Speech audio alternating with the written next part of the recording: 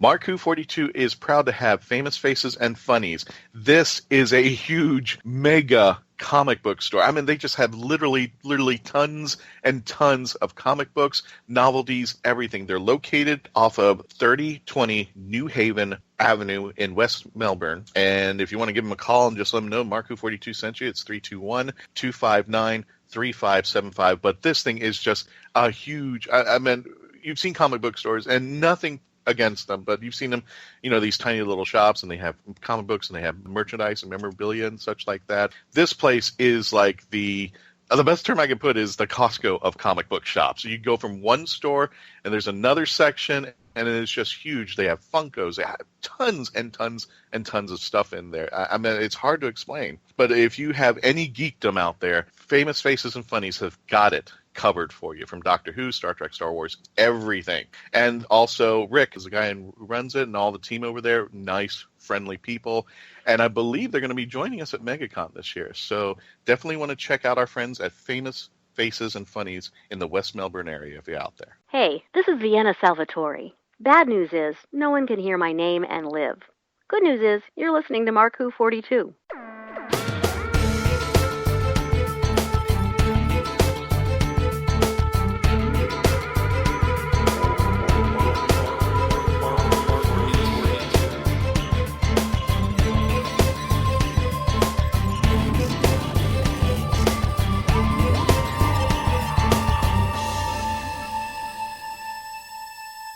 Welcome, ladies and gentlemen, to Mark Who 42, taking you to the Whoniverse and beyond. I am Christian Basil, today your host of Mark Who 42. Today we are going to be reviewing Smile. Now that Stephen Moffat has not only given me nightmares about little cherubs at the local Home Depot and Lowe's or, the internet, now we've got emojis that are going to be scaring the hell out of me. But to help me do this, I can't do it on a review show alone, so to help me do this, I'm going to start off with introducing our panelists today. First off, our team that's always been wonderful to help us out at conventions, A Couple of Geeks, Alida and Talon, to say hi to everybody. Hello, everybody. Hello. And we've been totally honored to have her come back.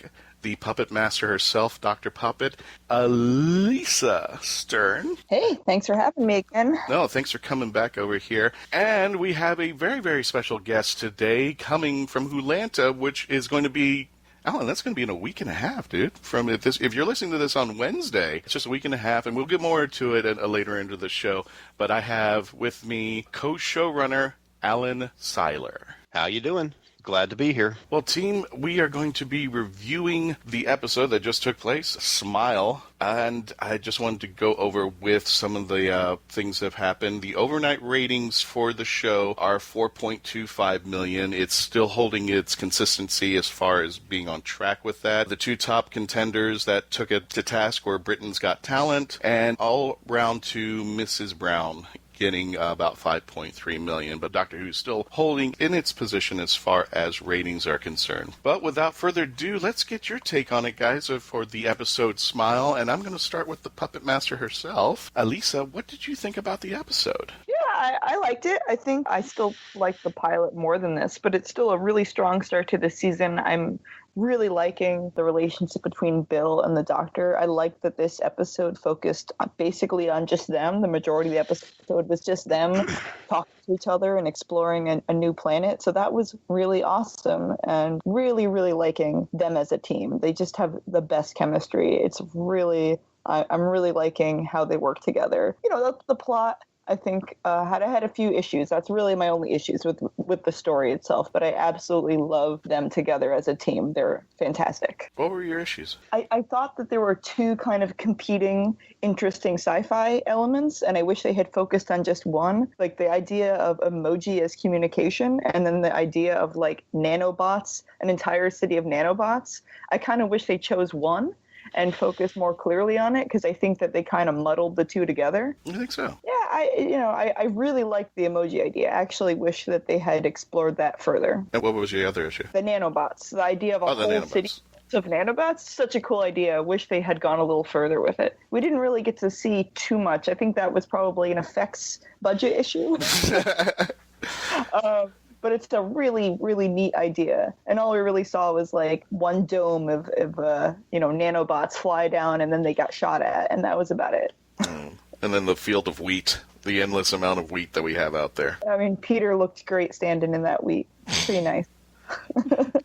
Alan, welcome to the show there. What did you think about Smile? I enjoyed it a lot. I think it was maybe not quite as strong as the first week, but, I think that this is very clearly a callback to seasons 1 and 3, where you have Rose, who is brand new, and the audience itself is brand new to the show. And then when Martha comes in and she's brand new to the show, and you have your introductory adventure where the threat is sort of the background element and the foreground is establishing this new character, this new relationship between Doctor and companion and all that stuff. And then the second week you do, okay, so now where do you want to go? Past or future, it's your choice. And this is very, very definitely following that same formula. And I think that we haven't had that in quite a while. Yeah. And I think it's, they're talking about how this season is a reboot, a new introduction to a new audience, they're hoping. And I think that they're doing it exactly the right way. So I'm enjoying it a lot so far. Now, that actually was a reflection of when 9 took Rose out and he asked the same question, do you want to go to the past or the future? Mm-hmm. And he enticed her to go a million years into the future there. Now, I got a question for all 4 of you. Would anybody have picked past? Nobody would have picked past. Yeah, I was thinking the same thing. I was like, why would I want to go to the... I would have done what Rose did. I would have started with the future and then jumped to the past to see something a little bit. It feels more dangerous going to the past because then you can accidentally change something in your own future. Whereas going to the future, you're not risking your own humanity. Yeah, we saw that a while ago with Rose and the Doctor with Eccleston when she went back and tried to save her dad. I kind of think it's more of we have the history. It's already established. It's already written. We kind of know what our history is. We don't know what the future. That's more unknown to us than the past. So I think that's why everybody would even go for the future. A couple of geeks, Alida and Talon. Guys, what do you think of Smile? I liked it. I'm agreeing with everyone else that it probably wasn't as good as the first episode, but I did like the banter between the Doctor and Bill, specifically that she asks him lots of questions, like questioning questions, not kind of almost making him seem more odd than he already is, because he's not normal, and kind of pointing those things out. Like I like that relationship that's going between the two of them. The story was kind of creepy and confusing to me. It was kind of like a mishmash. Which I liked. Yeah, I kind of agree with what both Alisa and Alan said, with that it had conflicting plot points that never really got fully developed as part of the storyline, but also that it was a good sort of introduction for the new audiences. I feel like Bill is the audience right now. Of course, you're always supposed to be the companion when you're viewing the Doctor in the show. And Bill asks a lot of those questions that seem really, obvious to us Whovians right now. Right. Like the first conversation with the chair, about the chair placement. Yeah, I loved that. That's great. Nobody has ever thought of that before, and she just comes in and she's like, "Doesn't it make more sense to do this?" She sees things from a different perspective. Absolutely, I think that's as well. The audience that's watching the show right now, the newer audience, is going to be asking those same questions. So I think this is being written really well. Alan, you brought up an interesting point about how this is really similar to what Rose did and going to the future as well. I didn't think about that this is almost mirroring that same sort of even writing style of Davis. I want to point out, I think it's even closer to the 11th Doctor and Amy. I can't remember if they had that conversation, the past or future, but her second episode, The Beast Below, they go and find, a colony of, basically Earth refugees. And I believe that the Doctor alluded to that colony in this week's episode, because Bill asked him, if this was the only one, and he said, I've run into a few other colonies in my time. And I think he's talking about the colony in The Beast Below, which is Amy's second episode. So that's a real parallel right there. And that was also a season that was the kind of introduction season for new fans coming in with the 11th Doctor and Amy. So I think Moffat is really, I think he looked back directly at his own first season and is copying himself. Yeah, but at the same time, I think that the first two that we got with Rose and with Martha, there was more of a, I don't know, like an innocence, like a sense of wonder. And I think that this episode got that. Yeah. The one with Amy kind of didn't. It was really dark, and it seemed. It was a little dark too. The end was. No, I mean, well, it was, but I mean, when they're first coming into that world, it's very sunshiny, and it's very, so I think that it feels less claustrophobic than the Amy one does. So I think just as in tone, it doesn't quite match that Amy one, but I think you're right. That was another starting point. I also want to say that to me, this goes way, way, way back. There's another comparison that immediately came to my mind, and that was in Arc of Space. Back in Tom Baker. That's what I was going to say, actually. I was going to mention that. It's the second story that they did with Tom Baker. And with this one, the whole first half of the episode is nothing but the Doctor and his companion. And the first episode of Ark in Space was just the Doctor and his companions. And it had a very, very similar feel. That's right. So I think that this is a good throwback to another almost kind of reboot. If I remember correctly, was that the episode with the guy who is wrapped up in the bubble wrap? Yes. Yeah. It's one of the few older episodes that I've seen. I'm like, I'm like, that's the one with the caterpillar guy, right? You can hear the bubble wrap popping as it's exactly. across the floor. It's one of my favorite cosplays I've ever seen.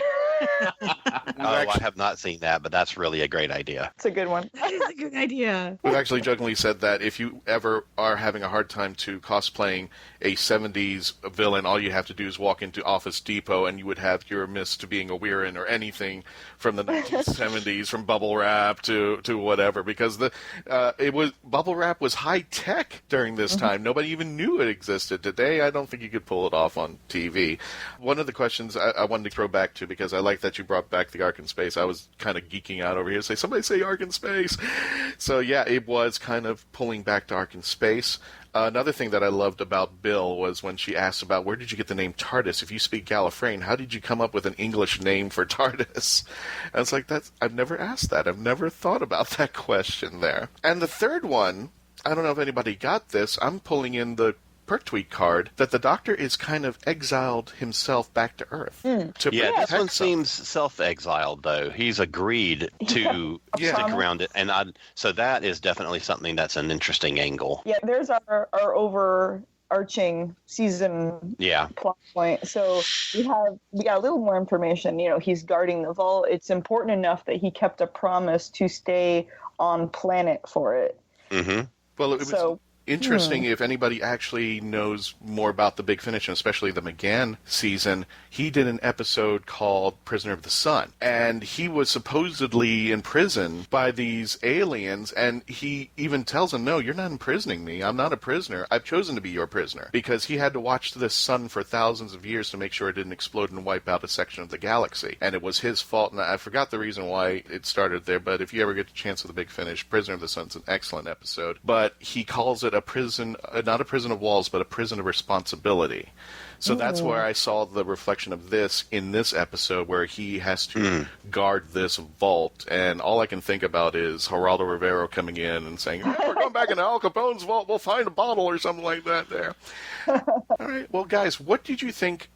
Well, first of all, I'm going to throw this out to you, because I thought this was an interesting question when I was pondering this. Would you consider the robots a monster? They killed people. They killed people, but do you think they're monsters? Do you think they're, by definition, a monster, or they're evil? And I think the show always has a really loose definition of what monster is. So, yeah, I think that in Doctor Who terms, they do qualify. They're Monster of the Week. I did see the BBC tweet out like a photo that said this week's monster, so they consider them a monster. So I think they've answered that question officially. But monster on Doctor Who is a pretty loose term. I think, often the monsters, they're not malicious. Sometimes they are accidentally monsters. I forgot what it was, the discussion was, but I think it was the last episode where Capaldi's doctor mentioned something like, it was on that planet, and he mentioned, sometimes they're not evil, they get hungry. So, they're doing it out of instinct, they think this is the right thing, but I'm going to go to an Addams Family quote, what is normal for the spider is chaos for the fly. I was going to go along the route that I didn't necessarily see them as being monsters. What they did was horrific, but their reasoning for it in their thinking made sense to them. They were doing what they were created to do. It just happened to go too far, which was the creepiness that I liked about it, where it's like you agree but you don't agree with it, like you understand it but you don't like the direction it went. So I personally didn't really see them as monsters, more just beings that took what they were designed to go too far, like you were saying with the they were just responding to what they were designed to do. It's kind of like the Ood. They aren't monsters themselves, but they do sometimes fulfill the monster role in the story. Right. Yeah. They become monsterish. I saw some parallels between the Vardy, the machines, and the Vashta as well. They sort of operated in a very similar thing. However, when you start to compare them as monsters, the Vashta were much more malicious.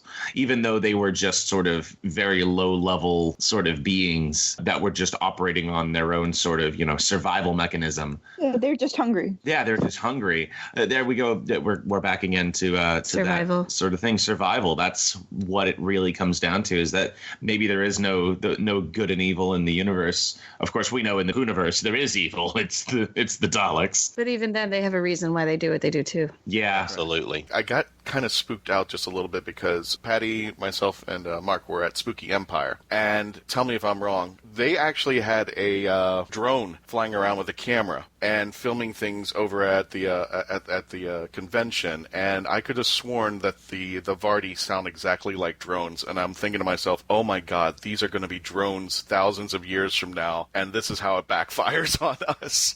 So drones from now are going to be these little tiny nanobots. I'm like, oh God, we're doomed right now. Yeah, that's the singularity. That's probably a really good point, that they're, even for the sound design, they did sound like drones. And that's something that resonates with modern audiences in the show, too, is that they're using a sound that we can normally hear outside, people using drones. So that's something that can summon up a fear during your daily life, just the way that, walking through a graveyard, will make you think of ghosts. Or if you're surrounded by angel statues, you get freaked out and don't want to stop looking at them now. Yeah, and then also the emoji thing. I think, these two ideas are explored in this episode, these kind of modern things. You had drones and nanobots, and then the idea of communicating through emoji, that you could text someone an emoji and they might misunderstand you. So, and then that can lead to other things. I feel like that's completely where this episode came from. I kind of said, I actually wish they had only done the emoji thing. I kind of feel like they could have explored that and left the nanobots out of it for another episode, because I think the idea of communicating only through pictures, through facial expressions, through emoji, is really fascinating. I kind of like the idea that, emoji as an interface for language, especially on Doctor Who, because you have the TARDIS translating for you. It's kind of interesting of like the TARDIS landing in a place that doesn't have a language beyond pictographs, so the TARDIS wouldn't be able to translate it. I don't know. There's something there. I feel like they could have gone further. No, I totally agree with you. And I was thinking the same thing. I think it would have been really interesting if there had been some kind of element where they had to figure out what the emojis are meaning and what they're trying to communicate, and they maybe get it wrong. Yeah, the Doctor didn't even explore it enough to get it wrong himself. He kind of, it took him a while to figure out why the robots were misunderstanding it. But I kind of feel like I don't know, I'm not sure where they could have gone, but there's definitely more of this idea of like language breakdown of people only communicating with emojis, because that's kind of a thing now. Like people laugh at that we use emoji to talk too much. Well, I can't even understand emoji on the computer. It's like, okay, so I need this hashtag or this this semicolon with a smile, and trying to figure stuff like that. And I thought it would have been an interesting little joke where one of the robots actually put the poop emoji on it, and then Capaldi's doctor just freaks out and goes, yeah, we're in it deep now. I was going to say, have a breakdown in communication. Pineapple, eggplant, poop. What does that mean? Exactly. We have to figure this out, or else we're all going to die. I've been saying for quite a while now that English as a written language doesn't convey enough language, and that there should be some type of punctuation or something like that that can convey other types of tonality Like to sarcasm. the language, like sarcasm. Right. We have questioning, and we have excitement, and then we have standard as to punctuating our sentences, but we don't have half of the other nuances that that language has to it is all in tone, and it's not transferred very well in type. I mean, that's why emoji are good. Yes. I have an interesting perspective because I actually, with my day job, I actually deal with emoji a lot, which is weird to say, but like a good chunk of my job deals with figuring out ways to use emoji because I make content for the internet. And, I have actually learned how useful emoji are. I mean, you can have a sentence that could be, you can punctuate a sentence with a facial expression. That's how it is useful. And we do this all the time at work. We punctuate sentences with emoji because it conveys the tone better than you can with just language. You can show sarcasm. You can show that you're rolling your eyes with emoji. So I think it's super important. I don't know, maybe that's my perspective going to this episode, was I was hoping more for that. But I like the actual emoji in the episode. My favorite was that little unimpressed face that the robots had. That's a very key one. I use that one a lot at work because it shows that you're not impressed with something, and that you're saying something with a straight face that you can, the written language doesn't convey super well without being able to punctuate it with that emoji. So I thought they did a great job showing them. I think they could have gone further with how the communication breakdown would work, or how it would be more efficient with emoji. I agree. It's just English needs eyebrows. It does, absolutely. I mean, no one knows that better than the 12th Doctor. Could you imagine an emoji with eyebrows and that's it? Everything on Capaldi's back I thought was very interesting as far as emoji. I was laughing the whole time there. Yeah. So, Soylent Green is Fertilizer. And correct me if I'm wrong, my Fourth Doctor history is a little bit taken aback, but the first thing that came to mind when I figured that out is the scene where Sarah Jane and the Fourth Doctor are in this, and they're about to become compost. They're in this, grinder, and then he stopped it, and then he says the joke, "Oh, it would have been such a waste." So I was taken aback by that. But what did you feel about that being the device, that these people were being turned into compost? I thought that maybe Bill should have been a little bit more creeped out when she found out about it. Being that her hand was in the stuff, I personally would have been more freaked out if I had figured I just touched a bunch of bones in powder form. That reminded me of that scene from Spielberg's War of the Worlds, where Tom Cruise is in the store with the mannequins, during that first attack, and all these people are getting disintegrated around him, and he has this moment of realization that he's covered in the dust of people, and it's shocking. He freaks out that he's covered in people that were just alive around him, and it's a really powerful moment amongst all this action where it shows that humanity of that he can't handle this, but he has to. And that's what I felt like I kind of wanted here out of Bill. But I don't know, it is a kid's show. Oh, I thought something worse. How many of you are Red Dwarf fans? Yes. No, that's fine.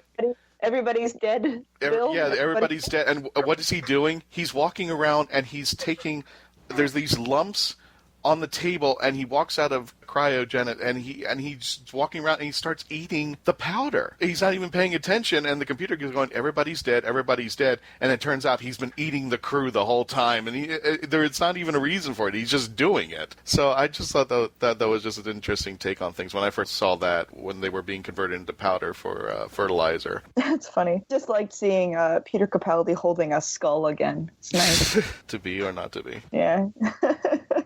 The other thing that I was kind of sitting there waiting for, which I thought was funny, is that I remember Cold War, when Clara is singing the Hungry Like a Wolf Duran Duran song.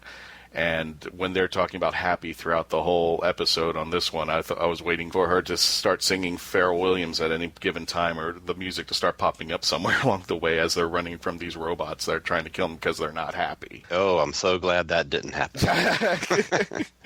I was just waiting for it. I was just waiting for something of that nature to happen. You're right, though. That is a perfect tie-in. The other thing that I thought was funny was, and I don't know if I was the only one that got this, is when the Doctor is going into the engine room trying to disable it, reminded me of Obi-Wan trying to disable the shields off the Death Star. Oh, yeah. I got Star Wars vibes. I have no idea where that came from, but that just kicked into my mind out there. And one of the emoji bots, he like kicks down the shaft, too. Oh, yeah. Good point. And that was like shot for shot Star Wars there. It was the same angle on the engine room with the drop below. I thought that was kind of a weird moment for the Doctor, though. He straight up swacks this robot with a wrench. But he also, what creeps me out about that scene was that he very quickly decided to destroy everything. And in doing so, he almost destroyed all those people there. And that's like, it's a very quick decision that he had to then very quickly take back once he had, figured out that there was a whole colony actually here. And that was kind of scary to me to see the Doctor make that decision without really fully understanding why he's making that decision. And I felt that's kind of going to be maybe I'm wondering if it's going to be a recurring theme for him kind of in the upcoming episodes of him making these types of decisions. And then maybe one of them will be bigger than what he meant it to be. I don't know. That worried me. I think he's always that's always been a bit of his character. He's the idiot doctor. He does jump to conclusions a lot more than other doctors. He always called himself an idiot because, he's a little out of touch with humans. He's more out of touch with humans than past incarnations of himself. I thought when he jumped to the conclusion that, the humans were on their way, I was like, whoa, Doctor, there's so many other possibilities out there. I don't think so. I had the feeling that should have been written more and the director should have had a longer shot on there because he was just about to wipe out the human race. Yeah. Yep. To me, it seemed like a thing about the pacing of the episode where it was very leisurely for the first half. And then the second half, there's lots of realizations coming kind of quickly without as much exploration, I think. Mm-hmm. Yeah, that second act twist to the dark side was very abrupt. Yeah, I wanted more out of him because I wanted him to feel he's been saving the human race for 13, 12, how many lives he's had. Mm-hmm. And at this moment, he was about to do the unthinkable, which was destroy the one thing that he loves the most and has spent all of his life saving. I wanted more into that. Also, because we've been saying things and relating things to other movies, I was waiting for that scene where he had fallen and the robot was hanging onto his leg and he was going to go Kirk on him and say, I have had enough of you, and kick the robot off of there. I just think when I was seeing all this episode, I'm seeing like taps to the previous old shows. I'm seeing taps to like other genres. I'm thinking like somebody was watching, other movies or stuff like that and said, oh, we could do this in this one. Oh, we can do that in that one. And the monster's going to be an emoji monster. So basically it's like cherry picking great moments from lots of different sources and adding one new element to it, and that's the emoji bots. Pretty. Is it intentional? Were they intentionally trying to remind us of all these great things that we know from past, or was it unintentional in that the author has absorbed all these sources and unintentionally, kind of regurgitated them all? That's a good question. Did they go Fifth Element with this particular episode, or did they inadvertently just write a decent story and, it just happens that there's so much stuff out there that's written that everything just kind of just fell into place with this episode, so you could relate almost anything to anyone going into this episode out here. There's one big reference that we didn't talk about earlier, and that is to a Seventh Doctor story called The Happiness Patrol, where happiness is enforced, and if you aren't happy, if you aren't smiling, then you are arrested or potentially put to death. And I think that the tone of that is hugely reflected in this episode. So it's almost like the emojis are the only new element that's added to this plot. Anybody else get the feeling of that? For sure, except that they took out the malice and made it like a misunderstanding / Well, that's true. The idea of like, the robots gaining sentience and trying to understand their world. Like, that's what the idea of the singularity is, like self-learning robots that eventually realize that they are everything and, become the entire universe, basically, which is what they were alluding to with them being the city, which they didn't really go anywhere with. But the idea of them, it was just a misunderstanding, and the Doctor turned them off and on again, which was kind of anticlimactic. Yeah, so The big explosion of light was confusing then for the whole turning them off and on again. I'm like, that doesn't happen with my computer. so you think? I mean, I guess that's how he reset them all simultaneously. But I personally love the whole misunderstood monster plot. Doctor Who does it a lot. I think it's a generally good one because I like the idea of malice not always being intentional. That there is that we can. It's kind of a nice ending when it's like everyone wins kind of. And the idea of the robots, it was an accident, which I really like that, again, because of the idea of not understanding what the emoji meant. It was a nice alternative to the Happiness Patrol, which was just straight up malice. Right? Another thing I did not think of until just this second, when we're talking about misunderstandings, this scriptwriter is the guy who wrote In the Forest of Night, yes. which was a very, very unpopular episode.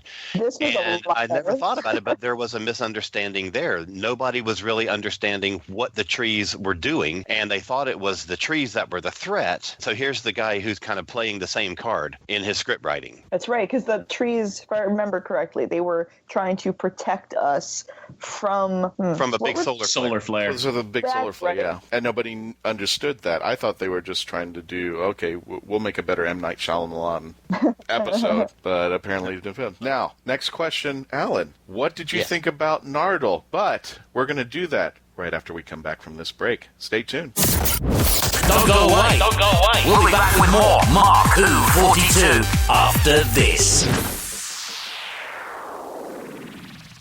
And I'd like to say right now, Mark Who 42 is proud to have 9.9 Comics as a sponsor for our show. 9.9 Comics, if you're out in Brevard County, this is one of the places to go and visit. They've just started recently, and they're located off of 1284 Sarno Road in the Melbourne area. They're starting out, but I met Matt and the team, and they are just really, really, as far as customer service is concerned, phenomenal. It's a really great store. They were telling me about a point system, Mark, and forgive me, I'm not familiar with it, but that's where the 9.9 comes from. When you go to a comic book store, some comics are just laying out there loose and for everybody to read and such like that. And every time somebody picks it up, it kind of depreciates over time. Not in this store. Every comic is protected. In fact, you can't even read the comics. They're all protected for your pleasure. So if you want to keep these comics for longevity and possibly later on try to sell them to make money off of them, they have every comic sealed up and protected. It's just phenomenal. Not only that, but one of the things I love about this comic shop is they sponsor the Candlelighters of Brevard. Now, these folks are a nonprofit organization that take care of children in the Brevard area who are suffering from cancer.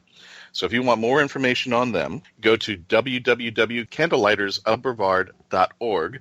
If you want more information about the charity that they sponsor, and definitely go on their Facebook site at 9.9 Comics. Can't miss it. Matt and the team are wonderful. Go visit them out there and tell them that Mark Who 42 sent you. Coming May 19th to the 21st, Oasis 29 continues to celebrate excellence in science fiction and fantasy. Oasis 29 will take place at the Sheraton Orlando North Hotel, featuring special guest writer Faith Hunter. The best way to see Oasis 29 is with your 3-day weekend membership pass. Your pass will include full admission to all the art exhibits, dealer rooms, guest speakers, writing panels, and of course, a special appearance by your favorite Doctor Who podcast, Mark Who 42. A con suite for nourishment will be available on site. For more information, hotel rooms, and purchase for your tickets, including student discounts, go to www.oasfis.org/oasis. Oasis 29 is an event that promotes safe and fun environment for the entire family and upholds that cosplay is not consent. We look forward to seeing you there. The voice of Christian Basil, take one. Hi, I'm Christian Basil, and I would like to provide my voice for all your voiceover needs, such as... Okay, like an announcer. Like a what? Like an announcer. For all your voiceover needs, such as animation, radio, announcements, introductions... Now an old man. I can even record voicemail for all the Meshuggahs that call you. A pirate. Arr, and it won't cost you a lot of treasure for me services. Arr. Creepy movie voice. Just call 407-761-2679. 407-761-2679. Or email voiceofchristianbasil@yahoo.com. Well, how was that? That's a wrap. Hello, this is Travis Ritchie. I play Inspector Spacetime, and you're listening to Mark Who 42. 'Cause I'm happy. Oh, sorry. Anyway. And there's the song. There's the song, yeah. It won't get out of my head now. Welcome back to Mark Who 42 and our review with our wonderful team of Smile. This particular episode, we left with the question for Alan. What do you think about Nardole now and the character development since the first Christmas story that he was in with the Husbands of River song? Well, I think Nardole is a very, very interesting case study, basically. I like him a lot. He's very, very different from anything we've had before, which I'm a big fan of. One of the things when I'm talking to, like, at conventions and to my friends and stuff, one of the things that always comes up is this complaint, major, major complaint about, I'm so tired of modern day Earth girls being the companion. Can't we have somebody who's from the past or somebody who's from the future or from a different planet or somebody who's not female, somebody who's not the super hot, really charming, really intelligent, most important girl in the universe kind of companion? And then we get Nardole and they sort of slide him under the door. They don't really make an announcement. He's the new companion. And yet, from his first appearance, he is basically, we think, killed at the end of it. So then he comes up in the Christmas one, and you're like, well, where did he come from? And now he's a companion, and they just sort of like slid him under the door, like totally secretively gave us this new companion that is everything that we've wanted. He's not a modern day Earth girl. He's from a different planet, we assume. He's probably from the future. And I just think it's fantastic that they finally did this. So I'm a big fan of Nardole, and I love his humor. I love his wittiness. I love his he's not always the bravest character, which I think is another thing that we've not had in a long, long time. So I'm a big Nardole fan. Alisa, I agree with you on that, and I think I'm going to say this, and I saw that we tapped on this when we spoke about Nardole in our last episode.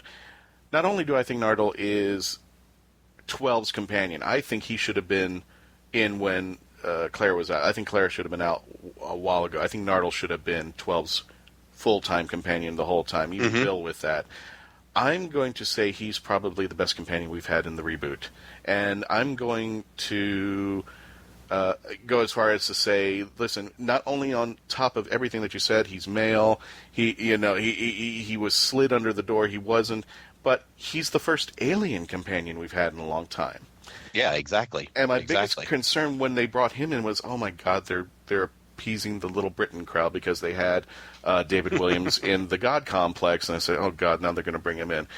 I'm glad I can completely say I was totally wrong about that, and he is a companion that I think really challenges the Doctor, really puts him to task. The thing is, and tell me what you think, Alisa, I think they need to bring more of him out because in the last two episodes, he was kind of put to the wayside because I think they're trying to introduce Bill more, but I think they could still use Nardole somewhere as a plot device. He just kind of walks in, walks out, and he's done. He's almost like the Turlo of the new series. It's just like, oh, he's there, but we don't know what to do with him, so let's lock him up in a prison or put him behind a rock quarry. What do you think, Alisa? Yeah, I think we're still waiting to see his where they go with him. I mean, he's very close to the Doctor. I think he has the potential to be a really great companion. I think we're still waiting on him because he hasn't been he's a really interesting character because he did kind of get snuck into the show.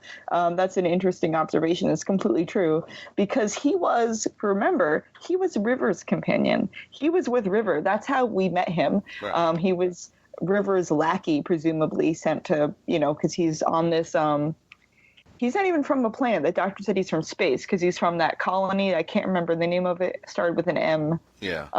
Where Hydroflax was. So that's where he came from. He was River's lackey, companion, assistant, something like that. And then he just kind of, he got his head chopped off. He was in King Hydroflax. And then he presumably was around during the he was around. He was at the restaurant for the 24 years when River and the Doctor were on, I can't remember the name of that planet. They were there for the 24 years. So after the 24 years, when River went and died, the Doctor hung on to Nardal. So that's why he I think that's the unspoken reason he's around, is because he's the last connection to River. So there's that's kind of a really big, giant thing that is hasn't been spoken yet on the show. I hope it kind of comes up. And I really like the, when he came back in the Return of Dr. Mysterio, he was just there with a body and it was never addressed. But at the beginning of the pilot, a screw or a nut or something fell out of him. So now we know he has a body. He's an android, presumably, and the Doctor almost certainly made his body after Riversong died. So there's kind of this really sweet, unspoken reason for Nardal to exist. And I like that now he is the Doctor's lackey more than companion. I feel like he's not quite a companion yet because he just hasn't. We haven't seen it yet. We haven't really seen them do a lot together. It's much more like there's kind of a master servant thing going on. But I hope that maybe it'll be the episode after the next one, because the next one seems to be another just Dr. Bill, which is great to develop that relationship. But then when we come back in the next episode, maybe Nardal will be there with the tea finally, and we can kind of explore him more, and he can finally be a companion. Which is kind of I think part of him being sidelined, it feels like he's being sidelined, but he was originally intended to only be a recurring character in this season, and they then slotted him into all the episodes. So I think that this one, where he was just basically in the intro, is just their way of slotting him into this episode, like he wasn't originally in this episode. Yeah, they're setting it up for. They're threading him throughout. Something's coming. And something's coming. And an interesting take on this is that on his planet, on Mandorax Delora, he is a servant. But Talon Alida, he didn't want to serve Bill. I mean, he made it very known that he didn't even want. How did you get that take? How did you feel about that he's kind of dissing Bill? Well, there definitely was a kind of parent relationship with him and the Doctor in that first scene. He even calls him Mom when he first walks in. So I think that he realizes that Bill is taking him away from his promise of guarding this whatever's behind that wall, and that he's kind of like the voice of reason to the Doctor, like you said you were going to do this and you do this, and she's distracting you from that. And I think that's where that's what I read into, is that's where that conversation came into, whereas he's trying to pull the Doctor back in, you need to be more responsible, and the Doctor's like, no, I don't want to, because it's like having your preteen son with their friends over. That kind of thing, that relationship. I've really loved I've loved Matt Lucas since I saw him in Little Britain, so yes, I'm that crowd. And seeing him on the show, it's really enjoyable. He has a really good range. I'm surprised that this was the character that he chose to sort of do, which I'm wondering if this is closer to what he is more like in real life. Whereas, he has so many very, very eccentric characters that he played in Little Britain, and he's done some other amazing work as well. I like his character. I was going to say what Alida said as well about that the Doctor referred to him as Mum, and just kind of he's kind of keeping him in check. I've been wondering whether or not what his development is going to be like throughout this season, whether he might. There's more backstory that we don't know that I'm hoping that it's going to open up in the future. Yeah, it's just speculation. I wonder whether he's going to end up being an antagonist. But I think he's kind of bringing up a background development, because when we first saw him in Husbands of Riversong, he was just this wimpy type deal. And then when we get to Dr. Mysterio, he's kind of like this buddy cop thing going on. And now that Bill's in the TARDIS, he's become more bossy and more controlling. So it's almost like we're watching steps of an attitude adjustment, but we can't ascertain where it's sourcing from, with the exception that Bill has come to the TARDIS, or there's been some development through time that he's gotten to be comfortable with the Doctor. He doesn't see him like the Doctor that he was in Husbands of River Song. He's got to know more, so he knows, he knows the secrets that, oh, by the way, like the promise that the Time Lords don't interfere with anything. I mean, he knows where to punch the Doctor in the verbal gut. I think it has nothing to do with Bill. I think it's more to do with this vault. I think he's tied into that vault situation somehow, and that's why he's taken on maybe a slightly different role. And he's the one who is reminding the Doctor, we've got this mission, we have this promise that we've made. Yeah, I mean, the Doctor kept him around for a reason and gave him a body for a reason. Absolutely. Which, I especially because of that nut falling out of him in the first scene. I mean, it was literally the first thing to happen in this entire season. So that has to be foreshadowing for why he exists. So that'll be really interesting to explore. Another reason I really like Nardole is I just finished making his puppet, so I haven't even shared a really good picture of the puppet yet. I've been just meaning to go somewhere and do a really nice photo shoot with the three of them. But I spent a really long time making this Nardole puppet. I have tons of pictures of the progress up on my my Twitter and my Facebook, my Instagram. And Matt Lucas on Twitter has been really vocal about the puppet. Are you serious? Oh my God. That's fantastic. He's been he follows my progress because he likes all the progress photos. Oh my God, that's really, really cool. So that's been really exciting for me. I've never had an actor actually be so outspoken. And the Pearl Mackie has I've made her puppet as well, and she has acknowledged it. But Matt Lucas has been extraordinarily nice in acknowledging this weird puppet version of him I made. So I also really like Nardole for selfish reasons, but makes me feel good to be acknowledged by the actor. It's nice. That's awesome. I just had a thought while we were talking about Nardole and him being, part android and stuff like that. What if he's K9? Whoa. I was thinking something along that line. I was going to say that's the first mechanical companion we've had in a while. That's true. That's a good. Did I just blow everyone's mind? Yeah, we did. my first thought was there's an animated one with Richard E. Grant, where the Master is in the TARDIS. He's traveling with the Doctor, but he's not the Master that we've always known. Yeah, he's now sort of like in an android body. And so that was not that I think Matt Lucas is playing the Master or anything like that, but it's interesting that we have sort of that, a callback to that, where you have a mechanical person as a companion, as a persona in the TARDIS. It was the Screams of Shulka, and if anybody remembers that, the Master takes on a totally different role, and I actually appreciate it because you don't know whether spoiler alert. So the Master can only live in the TARDIS, and he is mechanical. And at this point in the story, we don't know if he is still the Master that is evil, or if the Master is going to take vengeance on him. But I think maybe we could be seeing I'm not going to. Yeah, this is a weird spoiler alert.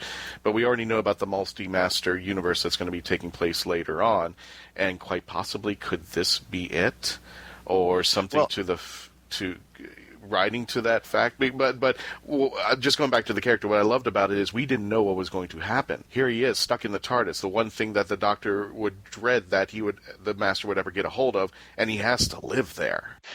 Scream of the Shalka was intended to be the first story in a new series, and it's sort of tied into the relaunch of the television series and all this kind of stuff. That's why it didn't continue. But the thing that I regret the most about not seeing that Richard E. Grant series continue on is because I was so fascinated about what they were introducing with the Master. And so from the first story, Scream of the Shalka, we never got the resolution of it. And maybe this is co-opting that plot device. I actually, and you bring it up, the idea that that Nardal somehow had been infiltrated by the Master is really interesting, because the reason he's pushing the Doctor so hard to open this is that he has nefarious motivations. That's really interesting. I think that the thing that we're seeing with Nardal could possibly be another callback to a former mechanical companion called Chameleon, who was a shape-changing robot, and who the Master did take mental control of.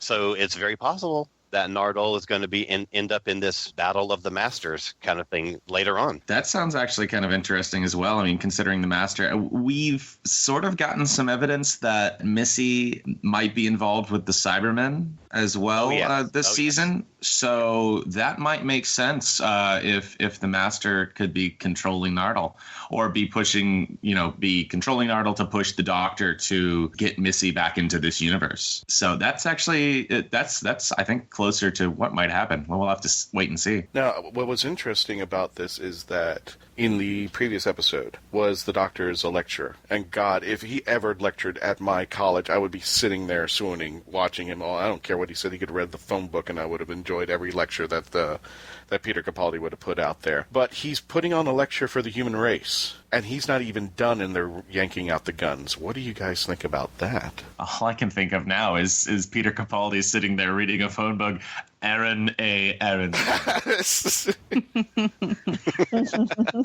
But what did you guys think of that? That he didn't even get to finish that statement. He didn't get to read off the war dialogue between the Zygon and Kate Stewart. They were ready to pull out their guns and start blazing.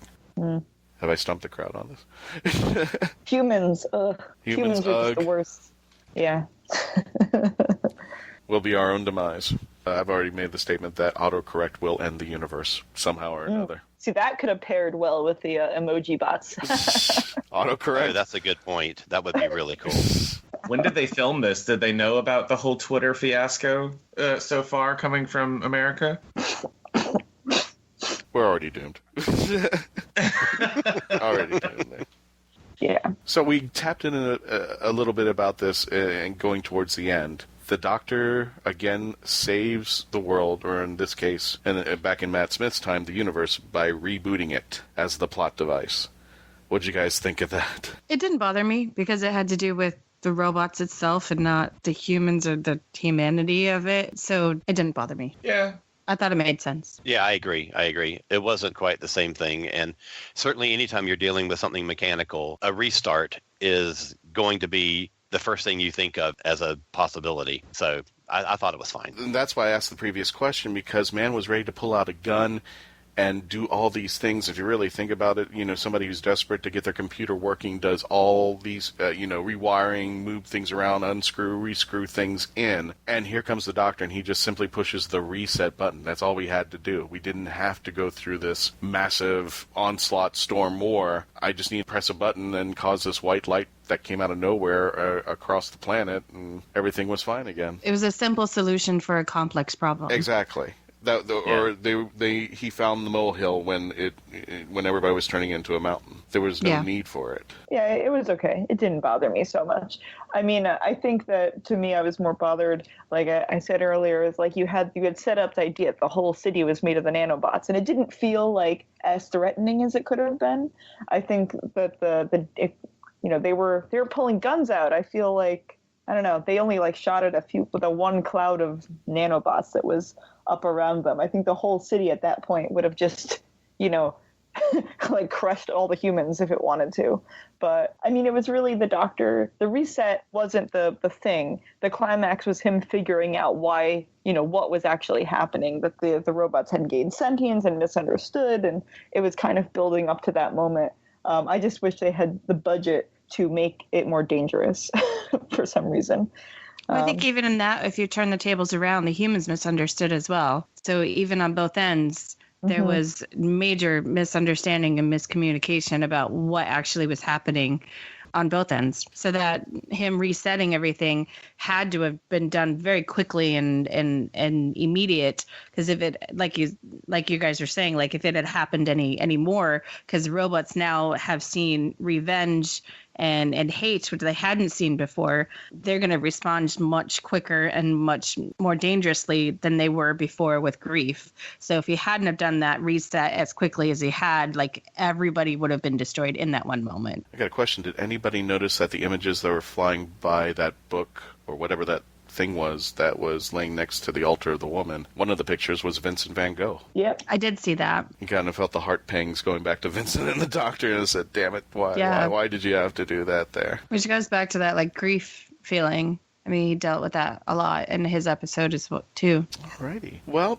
on a scale of 1 to 10, 1 being probably the worst Doctor Who episode ever, should have never been, probably ranks with Fear Her and a couple other episodes, and 10 being the best Doctor Who episode ever made. We'll start with The Puppet Master. Alisa, what do you think? 1 through 10, and why? I'd put it at a 7. It was good, but, like I said at the top of the show, that just a few plot points I think could have been honed more, because I really liked the idea of it. I really liked the idea. I wish it had been explored more. But the interaction between Bill and the Doctor, their banter, getting to know Bill better, really elevated the episode beyond those issues for me. So a solid 7 from me. Solid 7. And was there any more things that you wanted to see in this episode that should have come across? Just more emoji. I really, like I said, I'm a big fan of emoji. I deal with it constantly. I think I could have had some ideas of how to explore the idea of emoji as communication and how it can be better than words. And something like that would have been a really nice, instead of this kind of, it was kind of all this rehashed stuff like, oh, robots gain sentience and misunderstand, versus maybe an ending about how we don't need words to communicate. Could have been a more interesting. Nice.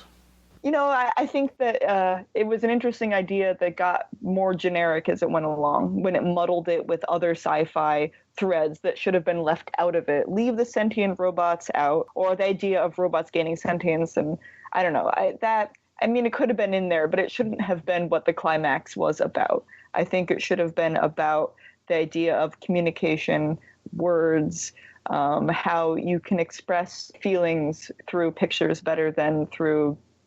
Another thing, actually, that we didn't talk about at all was the little emoji buttons that everyone had to wear on their back. I really liked that. That was an interesting idea. The idea that you couldn't see your own emotion as it was displayed as the emoji because you would create a feedback loop. So that was really interesting, of kind of boiling down your whole being into one picture and how that affects the world around you. All of that kind of went the wayside in the climax. It just turned out to be like robots with AI that just, is a little more generic. So how would that played off with the Vardy being Vashta and Narada to the humans? Would you probably considered more like the robots from The Girl Who Waited, where they came up to them and did that to them? I'm trying to see how that would have worked to turn them into compost or fertilizer or whatever. I'm not sure we needed the whole compost thing. I think it could have just been more about communicating and maybe, I don't know, I need more time to think of it. But, no, that's right. But you were looking more at the emoji, and that device exactly. could have been expanded more. Oh, yeah. I think it should have been kind of, it's almost like Arrival. We didn't even talk about, a big sci-fi film from last year, Arrival, and that was about communication. So I feel like there could have been something that they took out of that page, and the idea of, how we communicate with one another and how we read emotions and communicating purely without any language at all and just the expressions. And anyway, I'm not sure where I would go with it, but I would have boiled it down to more of that and left out some of the generic AI stuff. That's all. Gotcha. But still good episode. Still good.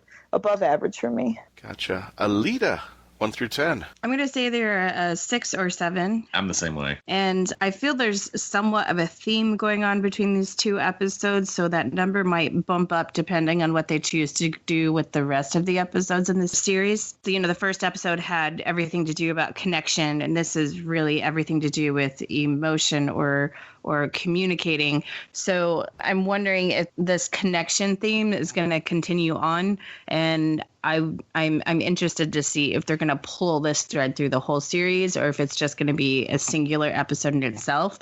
If it stays a singular episode in itself, then it might stay at a 6, or it might get a little bit higher depending on how much it influences the rest of the series. Yeah, communication and connecting with people has been the overarch of the past couple episodes. I think it has to be as well, because we as the audience are connecting back to the Doctor. We're connecting to a new companion. Yeah, it's not my favorite episode. I mean, would I go back and watch this a third time? Probably not, unless I needed to get some extra information from it. But I agree with everybody. Alisa, what you said about Arrival, Alida and I loved Arrival. That was a great movie. That was an amazing movie about language and about dealing with similar sort of conflicts of like barriers between language and meaning, that this episode didn't really go as far into that as a plot point as an intellectual audience we would want. Mm-hmm. But I mean, for Doctor Who, this was, they touch on little subjects, and here and there the plot that this episode had was tame and brought up some questions, and it said, humanity is dumb and the Doctor makes mistakes. Gotcha. So I think it was a fine episode. It was fun. It was funny.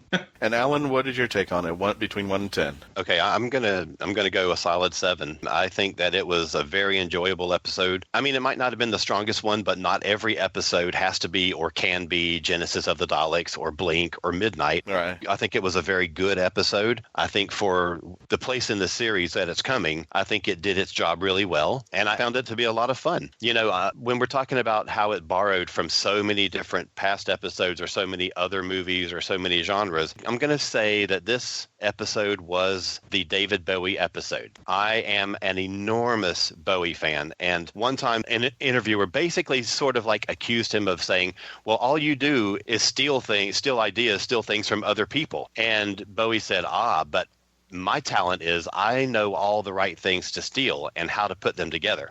And I think that's what this episode did. I think it borrowed a lot of things that we're familiar with and put it together in a really nice package. And I think it was a very enjoyable episode. So 7 for me. And going by what you're saying with David Bowie, I mean, it's like today's music. I mean, what hasn't been written yet? I mean, there's those few gems that kind of peek out every now and then, but for essentially practically all the music is kind of written, or at least that's the theory and philosophy that people have, that everything's out there. If it's not, then somebody hasn't written it yet, or it's not worthy of being written. Mm-hmm. So for me on this episode, I would probably give it a 7 or an 8. If I had to pick between the two, I would say 7. It's a great one episode if it's going to be by itself, if it has no continuation. And you're right, it is not Vincent the Doctor. It's not something that if it pops up on the screen, I'm going to watch up to, but it's Doctor Who. If it ever pops up on the screen, and even fear her, I'll watch it. But it's something that I don't voluntarily go back to and watch again. It's something that would, this is nice, and that's it. No going back on that one. I'm ready for the next one. But yeah, there were so many things. I kind of am going with Alisa on this one, where there was potential, but I think in the counterbalance on that one, I would say there has been times where the Doctor has kind of left things open at the end, where I can't remember offhand if anybody wants to help me, but like there's two races who had this big battle, and in the end they got together, or the two races were fighting this common enemy and they had to work together. And then as soon as they destroyed the enemy, then they started working together, and the Doctor walked away and kind of left it at that. And I do kind of like the communication. If you're going to use the emoji, let's use it. Let's use it as even a bigger device where these robots are now going to have to communicate with humans, and the only thing that they can feel is their emotions, is their expressions. So how does that work out? Well, maybe that is something that's left up to the audience to determine how that planet works out. Apparently the human race keeps going, so I think things worked out on that planet. But I think that's pretty much it. Any final words on the episode? One thing that we did not talk about is the setting, which I thought was spectacular. Yeah. I mean, it's the perfect Doctor Who structure to somebody else has built, and Doctor Who has appropriated it for its own use. But man, that was, to me, the highlight of the episode, and I will watch this episode over and over and over. Luckily, I enjoyed the episode and liked it, but I will watch it again just because of the setting, which I thought was amazing. It was beautiful. And I do remember at one point watching it and wondering how they put this together. So it'd be interesting to see behind the scenes on what was mapped out and what was real actually in front of them, or what was blue screen, green screened. So that the world itself was very believable and very beautiful. I agree with that. I wonder if this is more of a locale, but Talon and Alida, when you guys go driving onto I-4 heading towards Tampa, there's that research facility. There's this building on the left side. Yeah. College. It's a college. You know what I'm talking about, right? And Yes. people in the Florida area who drive that way, it's a college. That's the building structure. I've never seen a building like the ones in this episode, except for that one building that is off of I-4. And it's a biotech college or something like that? Yes. And that's what it reminded like that. It's me like of. agriculture. Like, this does exist in Florida. There's an agricultural building, and it does exist. And I was wondering, somebody must have gotten a picture of that and put it on there. Well, that's neither here nor there, folks. Guys, thanks for coming back on and helping us review. Alisa, give us a little bit more about what's coming up with Dr. Puppet. Well, like I said, I just finished making my Nardole and Bill puppet, so you'll see a lot of pictures of them popping up on my social media, but I can't spend too much time goofing around with those puppets because I have a much more important project to finish up, which is Dr. Puppet Episode 8, which we have been working on for a very long time because it's just a really massive episode. We are working on it, and we hope to release it around sometime in the end of this year. I think that's how long it will take us to finish it. In the meantime, you can watch all of our videos over on my YouTube channel. Just search Dr. Puppet, and you can follow me on Twitter, Facebook, Instagram, and Tumblr. Search Dr. Puppet. I'm very easy to find everywhere. My icon is always the 11th Doctor. And these videos are awesome, guys, especially the Christmas episodes. You've got to watch Dr. Puppet. If you haven't seen it, it's an experience unlike anything. Definitely go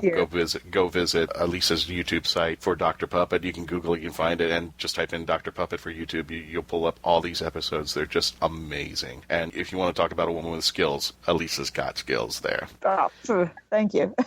No, thank you. Thank you for bringing Dr. Puppet into the world. And now, ladies and gentlemen, as we are about to wrap up, we do our convention news. And speaking of which, we have a lot of convention news going on in May. Mark Who 42 is going to be very busy throughout the month of May. And speaking of which, normally I'm doing the convention news, but I'm going to have some help this time around. Starting in May, on May 5th through the 7th in Atlanta, Georgia. You know what? Let me have Alan explain to you why you should come to WHOlanta. Not because Mark Who 42 is coming out there. That's a big reason. But Alan, go ahead and tell us a little bit more about WHOlanta. Sure. We're a Doctor Who convention in Atlanta, so WHOlanta, I mean, the name just names itself.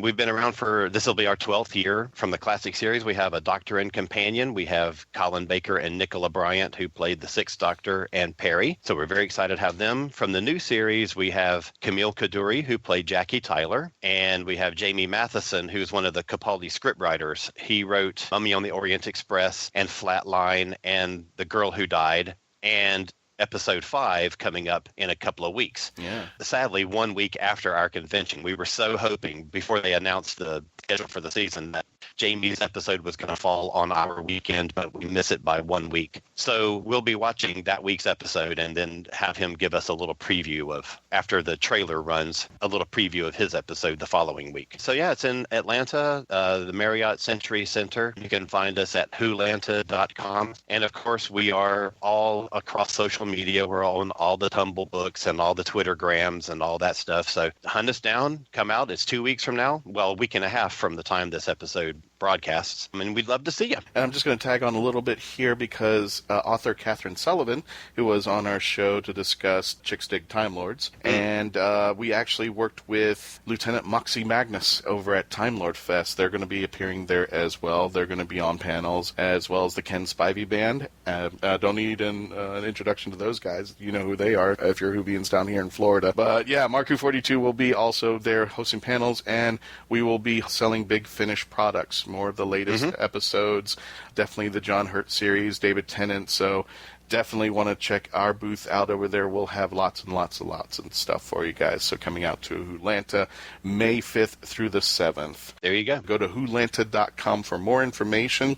May 19th through the 21st, we will be joining Oasis 29 at their convention. If you want to check more of their stuff out, it is Oasis. It's you know what? You don't even have to do that. Go to markwho42.net. We actually have the links to everybody who I'll be discussing very shortly.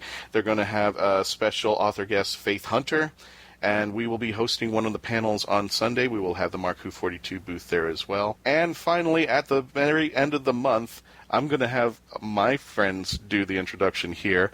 We're going to be there for the big one, MegaCon Orlando, the 25th through the 28th. Tim Curry, Stan Lee, Norman Reedus, and Jeffrey Dean Morgan, famed for The Walking Dead. But you know what? I'm going to let our friends, A Couple of Geeks, explain more about MegaCon and their experiences with MegaCon. What do you guys think? Oh, man, I am quivering with anticipation about this one. Yeah. Sorry, that was bad. No. You know what? I've been going to MegaCon for 15 plus years now, like since I was in high school. And MegaCon is the biggest convention down here in Orlando for nerddom in general. Anime, sci-fi, comic books, you name it, they got it. And they've been pulling some great stars lately to come down. Norman Reedus has been down here the past couple MegaCons now. Maybe finally we'll get a chance to get his autograph or at least go up and shake his hand or something like that. So we're always excited to see all of our favorites there, especially all of the voice actors that usually show up. I hope that Rob Paulson is there, the voice of Pinky. We met him a couple of times. I'm gonna have to go online and look at the schedule, but we're gonna have a lot of fun there working with you guys at the Mark Who 42 booth again. So Yeah. This is actually our first year helping Mark Who 42 out for MegaCon. from Orlando MegaCon, yeah. Yeah, because we have been a guest for Orlando MegaCon for the last several years, but this is the first time that we have worked the convention, so it'll be a little different experience for us, but we're excited about it. We just want to give a big thank you to the team at Mark Who 42 for allowing us to work with you guys. It's been a really big experience for us, and we just want to do a quick shout out and give the love back to you guys because you have been amazing to us, so Thank we you, guys. appreciate that. Talon and Alida have been some of the conventions I've been working. If it wasn't for them, it would just been a nightmare. And I'm not saying that the conventions are bad that we've gone to. It's just that if you've never been on our side of the convention, if you've always been the attendee but not the person who's running vendors or doing the panels and such like that, and Alida and Talon run around and just make things a lot easier for us, and they're just wonderful. I mean, I couldn't give them any more kudos, and I'm glad that they've joined the team and joined in our adventures going around to these conventions and such, and we're going to have a great time at MegaCon. And stupid me didn't even mention the two Doctor Who guests are going to be out there, Jenna Coleman and Arthur Darvill. I just completely left that out, but yeah. Hopefully Jenna Coleman will actually come this year. 'Cause she's been on the schedule a couple of times and then had other commitments. Well, so she finally showed up at Tampa Bay Comic-Con, but yeah, she's always been somebody who's going to MegaCon and then doesn't at the last minute. But we understand it's work, so they got they got to pay their own bills and such like that. Absolutely, yeah. Arthur would be nice to me. And if you guys want to check out more stuff from Couple of Geeks, please check us out on our Facebook page at facebook.com/A Couple of Geeks. I was going to say, because nobody knows where Facebook is. Nobody knows where You can find us on Twitter and Instagram as well at A_couple_of_geeks. Or if you just type it in there, you'll find us. Well, just the same as Alyssa. Like, we have the same logo on all of our social media. It's a ninja pirate, and you'll see it's A Couple of Geeks because we're a couple. We're together, and there's more than one of us, and we're geeks. So if you just search that, A Couple of Geeks, you'll find most of our social media. Our main hub is on Facebook. Give us a shout out, and if you happen to see us at one of the conventions with Mark Who 42, please stop by and say hi and ask for a sticker because we have stickers. Oh, that's the whole reason. Come to the booth. Free stickers. Guys, I want to thank you for coming. Lisa, everybody check out Dr. Puppet. Alan, thanks for coming out. Everybody go to WHOlanta.com. Check them out on Facebook as well. And our friends at A Couple Geeks. And I want to thank everyone for listening as you do every week on iHeart, Krypton Radio, iTunes, wherever you listen to Mark Who 42, Roku. Good God, we're becoming now the fastest growing Doctor Who podcast out there. And we cannot do this on a weekly basis without you. And we thank you for just giving us a chance to just listen to us and just bringing us to your home, your tablet, whatever device you listen to us. Thank you, thank you, thank you. Next week, we're going to be reviewing the next episode that's coming up. And Mark, can you do me a favor and just play a little trailer from the episode? Thank you, everybody, for joining us. We'll see you next week. Bye for now.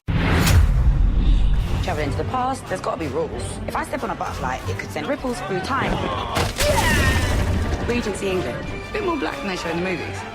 Are there side effects to time travel? Sometimes you see lights under the ice.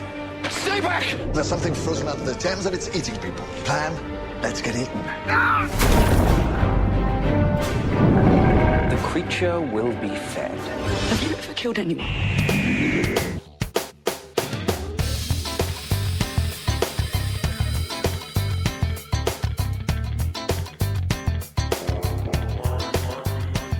Marku 42 is written and presented by Mark Baumgarten, Christian Basil, Patty Hawkins, Iggy Matthews, and Zion Kiros. This episode was edited, directed, and produced by Mark Baumgarten and co-produced by Christian Basil. Visit Marku42.net where you can register and become part of the Hooniverse Army. We can be contacted by email at mark@marku42, subject line, ?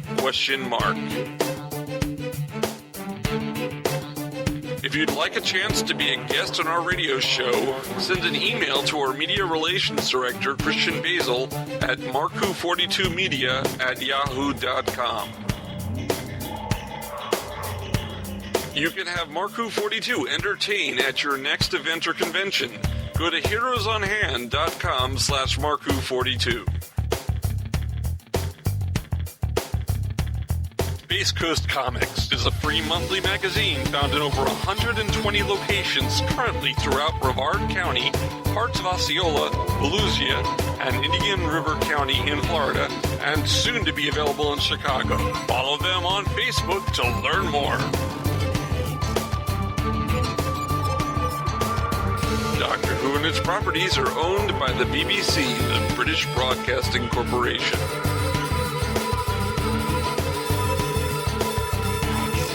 This show is owned and copyrighted by Mark Baumgarten, 2017. This is Krypton Radio.